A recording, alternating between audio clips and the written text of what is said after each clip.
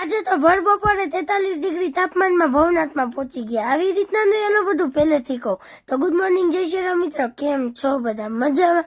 સ્વાગત છે અમારા નવા વ્લોગમાં. સવારમાં વહેલા ઉઠીને મસ્ત તૈયાર થઈ ગયા. તૈયાર તો ખાલી કૌશલ જ થયા તો આપણે તો નાઇટ જ પહેર્યો હતો અને આપણે નીકળી ગયા ગામડે જવા માટે, કારણ કે આપણે પેલા ગામડે જવાનું હતું. ગામડેથી આપણે 2 જગ્યાએ પ્રસંગ હતા એ પતાવવાના હતા. રસ્તામાં પુરાવી લીધું પેટ્રોલ, કારણ કે ગાડીની ભૂખ તો લાગે ને. પેટ્રોલ પુરાવીને આપણે ચડી ગયા હતા હાઈવે, અને અહીંનું વાતાવરણ એટલું મસ્ત હતું ને, કારણ કે આપણે વહેલી સવારે નીકળ્યા હતા. રસ્તામાં કરી લીધું એક હોલ્ટ, ચા પાણી નાસ્તો કરીને આપણે નીકળ્યા ને, તો અહીંયા તો બાટલાનું અપહરણ કરીને જતા હતા. બોલો. હું તો મજાક કરું. આવી જ મજાક મસ્તી કરતા કરતા આપણે પહોંચી ગયા ગામડાના રસ્તામાં, અને ગામડાનો રસ્તો એટલો ખરાબ હતો અને તડકો એટલો પડતો હતો કે નદી સુકાઈ ગઈ હતી. એ બધું નિરીક્ષણ કરતા કરતા રસ્તામાંથી લઈ લીધો નાસ્તો અને પહોંચી ગયા સીધા ગામડે.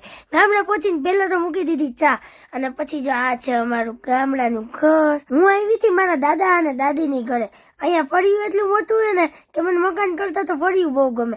પછી અમારે જવાનું થતું હતું મોડું, એટલે નાસ્તો પાણી કરીને મસ્ત તૈયાર થઈ ગયા. કૌશલ કહો હાલો હવે બેગ ચકેરી ફેરવી દો. ચકેરી ફરી લીધી ને પછી ત્યાં ઝૂલો હતો, એટલે આપણે એને મસ્ત પાઈટે હિંચકા ખાધા અને ઘડીક વાતચીત કરીને એકાદી 2 રીલ્સ ઉતારી. અમે અહીંયા એને અડધી કલાક રહ્યા ને ત્યાં તો કૌશલે નાની નાની વસ્તુનું નિરીક્ષણ કરી લીધું. અને બહાર નીકળ્યા ને તો જો આ શેનું ઝાડવું છે ને તમારે કોમેન્ટમાં કહેવાનું છે, તો જલ્દીથી કોમેન્ટ કરી દો અને વિડીયોને કરી દેજો 4-5 જણાને શેર. ઘરેથી નીકળી ગયા તો પ્રસંગમાં જવા માટે. રસ્તામાં ગાય રેસ લગાડી લીધી, તમે જીતી ગયા. એમને ડીંગો ડીંગો કરીને આગળ નીકળ્યા ને, અહીંના રસ્તા એટલા ખરાબ હતા ને કે મને એમ થયું મારો કહેવાનો એક જ થઈ જવાનો છે. પછી સુરત દાદા માથે આવી ગયા હતા, એટલે થોડો થોડો તડકો લાગતો હતો. થોડો નહીં, આમ તો તડકો વધતો જ જતો હતો. અને અહીંયા એટલો મસ્ત વ્યૂ હતો ને કે મેં વ્લોગમાં લઈ લીધો અને પહોંચી ગયા સીધા આપણે જ્યાં પ્રસંગ હતો ને ત્યાં આપણે સપ્તાહ બેઠી હતી, એટલે આપણે જવાનું હતું. ત્યાં પહોંચી ગયા ને સપ્તાહમાં ઘડીક હાજરી આપી દીધી.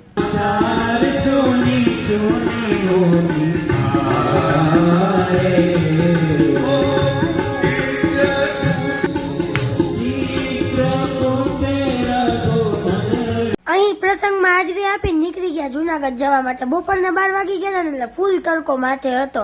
આપણે એને 43 ડિગ્રી તાપમાનમાં પહોંચી ગયા સીધા ભવનાથમાં, કારણ કે લગ્ન હતા ને ભવનાથમાં જતા. લગ્નમાં પહોંચીને પેલા તો એને મેં જમવાનું ગોઈતું. મને બહુ જ ભૂખ લાગી હતી. જમી કાઢવીને આપણે અંદર ગયા. અહીંયા બધું ડેકોરેશન એવું કર્યું હતું.